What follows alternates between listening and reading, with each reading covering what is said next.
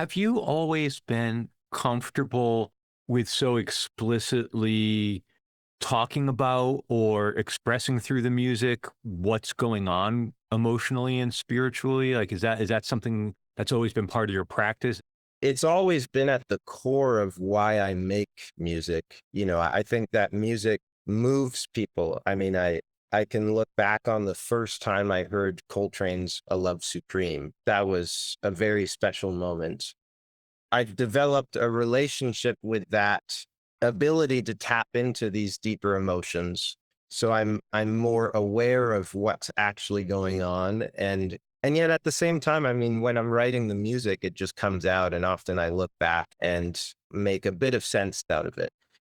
I think I've become more comfortable with engaging with this side of music making, but I'm aware that it's always been a core element of why I make music. Do you typically start with the extra musical concept that you want to write a composition for, or does the music come first and then you go back and after sitting with it, the framing emerges?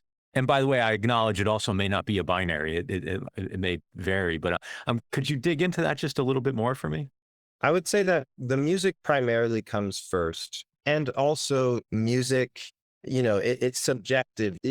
Art is like this, right? You can make sense of a piece of art in your 20s, and then in your 40s, you interpret it completely differently. And that's one of the reasons why I'm not explicit about the intention behind the record in regards to the liner notes or even the title track. It's somewhat explicit, but nobody would ever know that the record was named after my great grandmother unless they sort of read into the record on the internet. Yeah, so the music comes first.